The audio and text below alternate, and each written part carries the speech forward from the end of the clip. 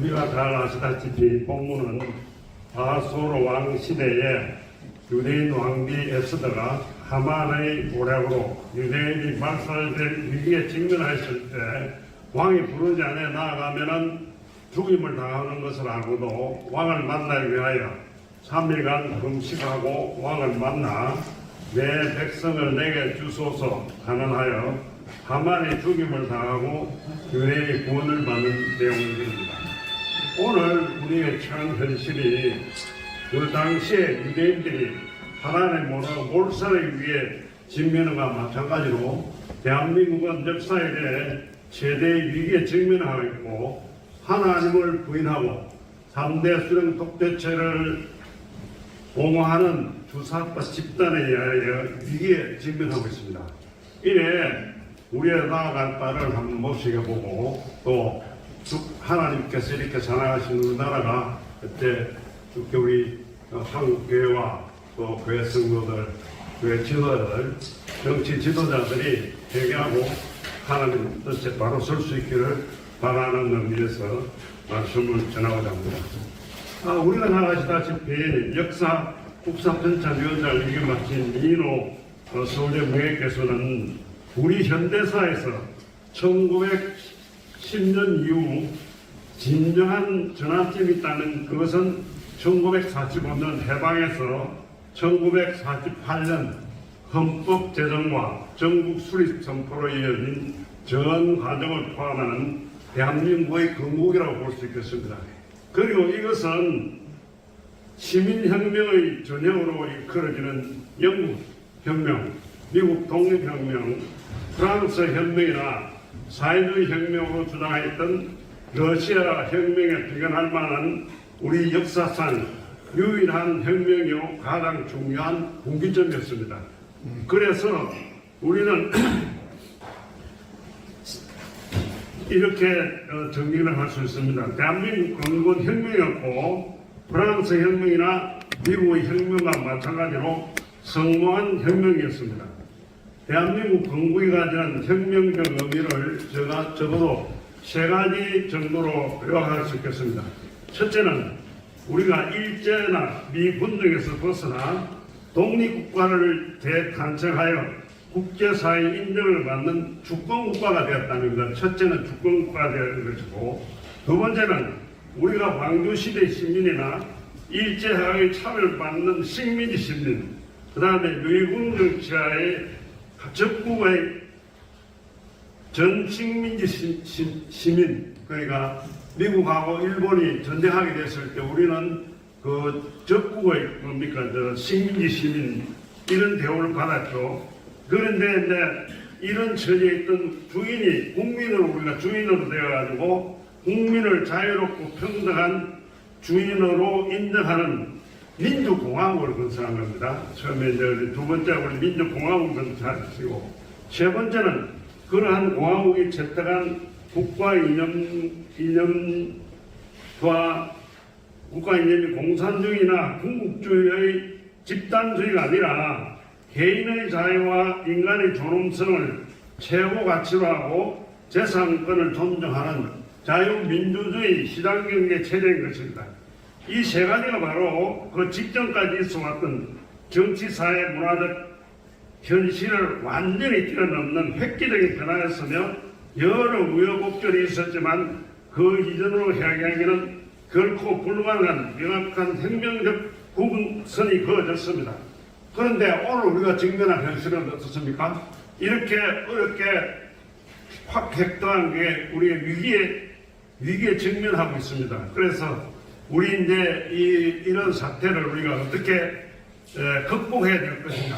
이제 6월 3일 대통령 선거까지는 2개월밖에 남지 않았죠. 그러니까 이제 걱정스러운 것은 이 기존에 우리 어떤 정치 지도자를 누구 새로운 사람들이 필요한데 하나님 절대인 기존 이게 어떤 새로운 분을 나타날 수 있어 그 부각시킬 그런 시간이 없는 것입니다. 그러면 기존에 있는 사람들 중에서 그 하게 되면은 여러 가지 제약적인 많은 문제점들을 야기하고 있습니다. 그래서 우리는 더욱이 그 나라 어려울 때 우리 기독인들 특히 기도해야 될 겁니다. 그리고 우리 기독인들은 무엇보다 나를 사랑하죠. 우리가 잘 아시다시피 느헤미야서에 보게 되면은 느헤미야가 이제 자기 고향 그 성이 다 무너진 것을 보고 탄식하며 기도드리는 거죠. 그만큼 나를 사랑했고, 또 우리가 솔로몬이 하나님께 제사를 드리고 나서 내가 무엇을 구하고 했을 때 지혜를 구하니까 하나님이 지혜 외에는 다른 도도 주었지만은 거기 뭐하냐면은 기도하면 나라를 사랑하면 자기의 모든 너희가 나를 찾으면 너희를 지키리라, 그런 말씀이 있죠. 그래서 우리 기독인들은 무엇보다 나라를 사랑해야 할 것이고, 그 다음에 이제 우리가 제일 중요한 건 뭡니까? 기도해야 되는 거죠. 기도를 해야 되는데, 이 우리 본문에서 보게 되면은 내가 나가면 죽으면 죽으리라. I perish, 영어로 보게 되면은 보니까 I perish if I perish. 네? If perish, I perish. 만약에 이제 죽으면 죽으리라. 또 우리가 영어 한 번역한 거를 이렇게 보면 전도서에 뭡니까? 헛되니 모든 것이 헛되다. meaningless, totally meaningless, 이러죠. 그 다음에 이제 우리 베드로가 십자가에서 예수님 3번 부인하고 예수님 묻죠. 내가 나를 사랑하느냐? 예수님 내가 사랑합니다. 또 사랑하느냐? 사랑합니다. 또 사랑합니다. 그런데 주께서 나를 사랑할 줄 아시나이다. 이 영문 표현을 보게 되면 아주 재미있게 표현되어 있어요. 처음에 이제 너가 나를 사랑하느냐? 영문에 어떻게 되냐면은 feed my lamb 이렇게 되어 있어요. feed my lamb. 두 번째는 뭐냐 하면은 take care of my sheep 이렇게 되어 있어요. 그 다음에 또 세 번째는 keep 그 다음에는 이제 feed my sheep. 처음에 이제 sheep, 두 번 take care of keep lamb 이랬다. 그 다음 take care of sheep. 그 다음에 또 내 양은 먹이다. 이렇게 보니까 아마 이런 건 이제 우리가 그거 하기는 아마 히브리 원어를 보면 그게 아주 정확하게 다른 뜻으로 표현될 수 있을 거라 봅니다. 아무튼 우리가 이제 기도를 해야 되는데, 우리가 다른 존 락스는 이렇게 했죠. 스코틀랜드. 기도하는 한 사람 있는 한 나라는 망하지 않는다 그랬죠. 그리고 스코틀랜드를 나에게 주십시오. 아니면 나를 죽여주십시오. 이런 기도를 했죠. 이런 기도가 이제 오늘 우리에게 필요하다고 봅니다. 그래서 오늘 이 자리에 비해서 우리의 건국 대통령 이제 이승만 박사, 우리가 세계사에 자랑하는 것 같이 기도드리면서 그 한 나라는 아마 유의할 겁니다. 우리가. 그래서 이제 이 박사가 이제 임시 제일 연장자니까 우리 목사님 통해서 기도하는 그 기도문이 지금 우리 관보 1호로 다 나와 있고, 또 그저께 우리 조찬 기도를 했는데 소련보 목사님이 인도하셨는데, 거기 이제 설교하신 분들한테는 그 조찬 기도문이 적힌 감사패를 전달하고 있죠. 이제 우리가 이제 이 건국 대통령 이승만의 우리가 기도를 한번 상기해 볼 수 있겠습니다. 우리 모두 백세 기도해야 되는데, 우리 이 박사는 잘 알다시피 고종의 왕정 가지고는 나라를 혁신할 수 없다 그런 거죠. 그러니까 이제 박영호하고 뭡니까? 무술혁명을 해가지고 입헌 문두제를 하겠다 그렇게 한 거죠. 그래가지고 이제 이게 구속이 됐는데, 이 박사가 구속이 됐더라도 그 전에 앞에서 뭡니까? 만민공동에 또 그런 혁혁한 공이 있었기 때문에 아마 그대로만 있었으면은 훈방될 정도였어요. 훈방될 정도였는데, 사랑이 어떻게 해야 됐다면, 우리가 이 박사의 일생 전민기를 보게 되면은 이 박사의 자존심에 하늘을 찌릅니다. 우리가 잘 아는 주시경하고 동기니까 건총을 반입을 해주죠. 이 박사한테. 그러니까 이 박사 가만히 있으면 아마 그대로 나올 텐데, 내가 외국 사람 도움받을 필요 없다 해서 그걸 가지고 탈출하게 되는 거죠. 건총. 그러니까 이제 한 사람은 두 개가 잡혀가지고 한 사람은 사형당하게 되고, 이 박사는 이제 선교사들 이래가지고 무기징역으로 감염됐다가 이제 나중에 이 차례에 걸쳐서 이렇게 그걸 하게 되는데, 여기 보게 되면 이 박사가 또 우리 동기부동한 기간 동안 보게 되면은 배국을 굉장히 여행하게 되죠. 여행하게 되면 미국에서 그 여권을 발급받아야 되는데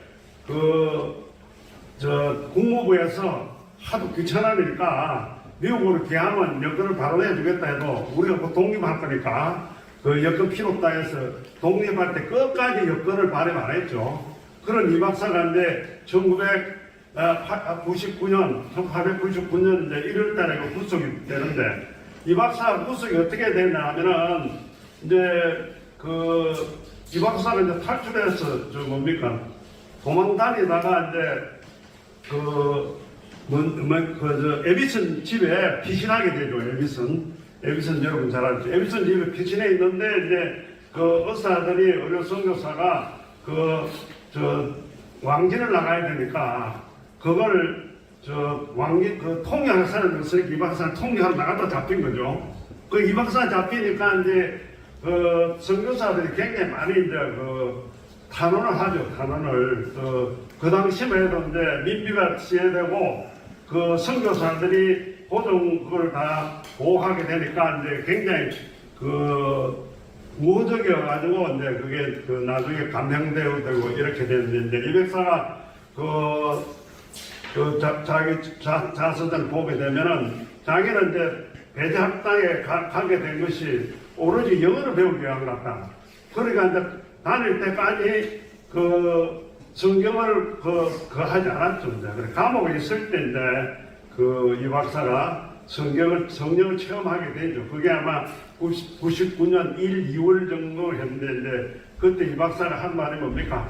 하나님 내 영혼을 이 나라를 보호하십시오. 내 영혼을 구해주십시오. 그게 이 박사의 첫 기도였죠. 그리고 이제 이 박사가 6년 반 동안 감옥 생활을 하게 되는데 나와서 한 제일 그게 뭐냐면은 감옥에서의 은혜를 잊을 수 없다고 그렇게 고백하고 있습니다.